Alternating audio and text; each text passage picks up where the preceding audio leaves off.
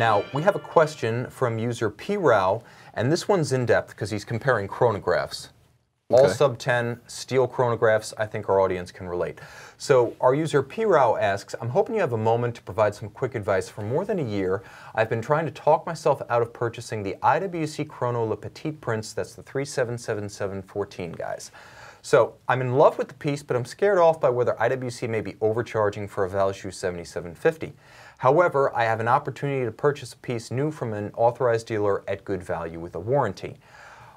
He also mentions, I know there are alternatives from Zenith and other brands with more interesting movements. More recently, I've looked at the new offering from the micro brand Oak and Oscar that's offering a manual wind flyback chronograph with a 60-hour power reserve, My Note Eterna movement.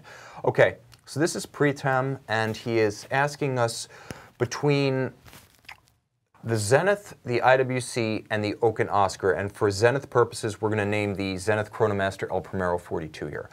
So I would say my first advice before you consider any watch, and certainly before you pull the trigger, is physically go out and try them all on. Armand, what kind of impact does trying them on have on, I suppose, ambitions and the sobriety of the choice? Absolutely. I think a lot of times trying something on will tell you one thing, and that's thickness. And that's something that's not often advertised. And now when you get a complicated piece that's in chronograph form, you often add a lot of thickness to a watch's case. Your IWC Petit Prince chrono, it could be, correct me if I'm wrong, between 15 and 16 millimeters thick. Now, Vallee de Joux movement is known to be a thicker chrono movement, but again, it's rock solid and worth the thickness, in my opinion. Trying on another thing that it does is everything wears a little bit differently. So your Petit Prince chrono is going to wear significantly differently than your El Primero. The El Primero, I think, actually does a great job of disguising its 42 millimeter case size and fitting really well to the wrist. Yes, I think that's important to keep in mind because, remember, a IWC pilot's chrono is going to wear like a little big pilot. And if that, let me try to make some sense of that. That means the lugs span broadly, they taper very minimally, and it has a large span across the wrist. Now, I've done reviews of the 3777 case on my Watch You Want Watch Reviews channel, so check that out for full measurements with lug to lug and, of course, thickness.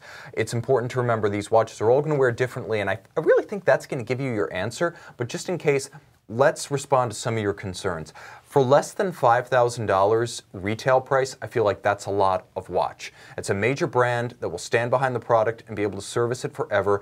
You're not getting a base Vallee de Joux 7750 in there. You're getting it neither the top or chronometer grade delivered from ETA. So again, there are different levels of 7750. This is not an entry level, schlep it together and throw it in a case. It's a good movement. Well regulated, it could easily make chronometer time. Finally, this is a watch that's shock resistant, water resistant, anti-magnetic, and beautiful. With the automatic winding, the chronograph, and the day date, it also has a great deal of utility and a very nice Santoni strap. These are now coming with those. They're buttery smooth and gorgeous as well as long wearing. But let's compare it to what else is out there, okay?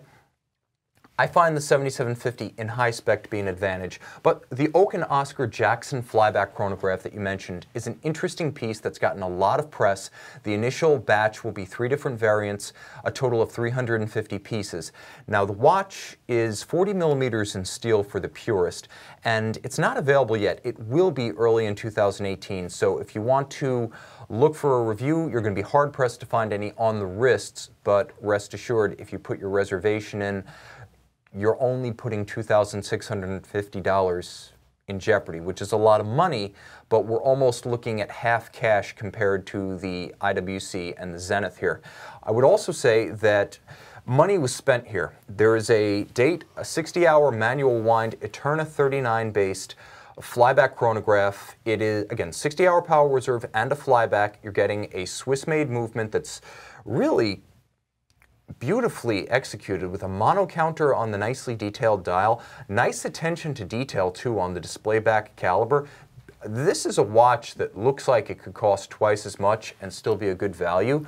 I can't speak to this though because no one's seen the watch yet. I will say it comes with a deluxe box set including an extra accessory, extra strap, which is orange and perforated. It comes standard on a Horween horse leather. It also comes with that deluxe box set featuring a Horween leather wallet that's suitable for carrying the watch, the strap changing tools, and the accessory strap. So you're getting a lot here, frankly. Interesting brand, conceived in Chicago by a local Red Bar enthusiast, assembled, final assembly in the US by Lumitech, so it's a Swiss-American hybrid. Some assemblies done there, some assemblies done here.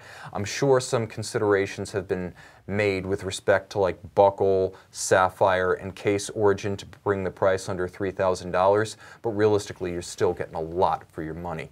What do you think of this brand? I'll say the watch looks fantastic. I think everything about it, well, especially with the perforated strap, you have a nice classic race look. I love the different color subdials. I like the hint of orange. You know, I like orange in general, especially when it's put with blue and this kind of silvery subdial. I think the whole thing overall looks nice and sporty. It's a really cool kind of lesser known brand that, again, you can get into for not that much in comparison to other Flybacks.